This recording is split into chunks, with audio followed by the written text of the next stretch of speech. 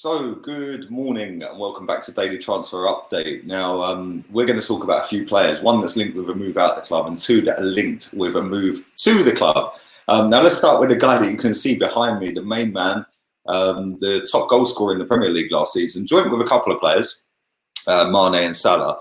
But he has been absolutely relentless since he joined Arsenal. And he is again linked with a move to Barcelona. Now, Luis Suarez, he's been out for quite a while, and he's still going to be out for quite a while. It's gonna be at least a couple of months before he's back as well. So, listen, these rumours are not going to go away until the transfer window shuts, and then they'll probably surface all over again in the summer if he's still here. Now, I kind of caused a bit of controversy when I said that I'd sell him back in the summer when the window was coming towards an end. I said, look, teams are sniffing around him. Maybe we should cut our ties with him, get our money back plus a bit more, and then go and reinvest that into the team. Now, Barcelona, it's always been his dream to play for Madrid. I think he said he wanted to play for Real Madrid one day. That was a lifelong ambition, and why not? They're two of the biggest teams in the world, Barcelona and Madrid, if not the two biggest teams in the world. But the one thing that's for sure is that these rumours are not going to go away all the time that he hasn't signed a contract. And, he's reportedly on about 190 grand a week.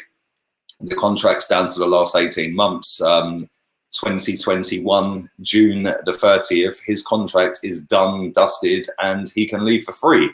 Now, where does that leave Arsenal? That leaves Arsenal in a position that's weak in terms of bargaining. We've seen this before with Alexis. Aaron Ramsey left for free to Juventus, and obviously Mesut Ozil as well. All three of them were kind of running their contracts down at similar sort of times, and in the end we ended up swapping Alexis for Mickey, who ironically has flopped as well as Alexis swapping at Man United, and they're both on loan in Italy at the moment, one at Roma, one at Inter. Aaron Ramsey obviously did completely run his contract down and he left for free. He is at Juve, again in Italy, and then obviously Mesut Ozil signed a contract on 350 grand a week. Now, it was 2 years to the day a couple of days ago that he signed that contract. And whether you like him or not, you got to stick with the facts. The facts are he hasn't lived up to the hype of that contract. 4 assists in 2 years since he signed that deal is not good enough. Now, just coming back to Aubameyang, I put a series of questions out there. I did it on Facebook. I done it on Instagram. I done it on the community for YouTube. And I basically asked the question, how much before you say, yes, we take it? For me, personally, if somebody come in with £60 million now, I'll take it. In the grand scheme of things, are we going to get relegated?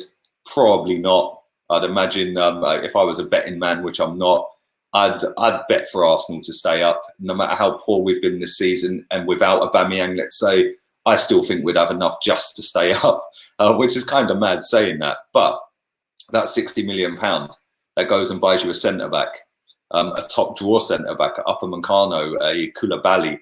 Whether they'd come to us is a different story. You put the money on the table, they might well do that. Now, again, it's caused rows, it's called arguments, you're toxic, you're negative. No, I'm asking a genuine question.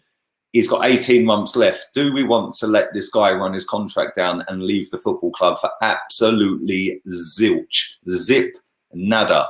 Do we want to do that? We've been there, we've done that, and I thought we were turning the corner in terms of players' contracts. Now, remember back to before the Europa League final, Raul and Haley, Vinay, they sat down with Laura Woods. They said that any player in the last 2 years of their contract, if they don't sign a new contract, then we will be selling them. Now, the guy behind me has not signed a new contract, and he is into the last 2 years. He's into the last 18 months, in fact. So have they offered him a contract? I'd imagine so. I'd like to think they have. Is he stalling on it? Probably. He could go to Barcelona and win everything. He could go to Madrid and win stuff. He could go anywhere. Let's be real. His quality. He knows where the back of the net is. His movement's superb.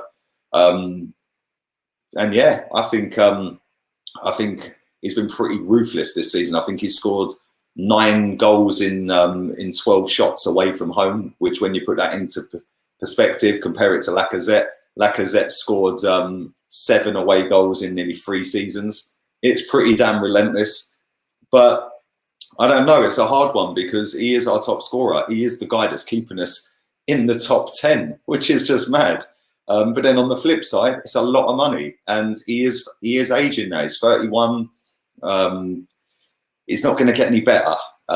He's not going to go on forever either, is he? Let's be real. So I don't know. Listen, I don't want him to go. I'd love him to stay. But if a big offer comes in, I think we have to listen to it and move on. We've got Martinelli, we've got Laka, we've got Pepe. So yeah, we've got Eddie Nketiah as well if you want to throw him into the mix. But at the same time, it's a difficult one. So leave it in the comment section down below. Let me know what your thoughts are on that. We're just going to talk quickly about Layvin Kurzawa. Obviously, I spoke yesterday and I said that the deal should be completed in the next 48 hours. That's now 24 hours. And it's still no closer to being done. But I do think it will be done. It's going to be a deal that's going to be completed for the summer. And it's a weird one. I don't want it to happen. As you guys know, anybody who's watched this this show knows that I don't like him. I don't want the guy here. I don't think he's any good.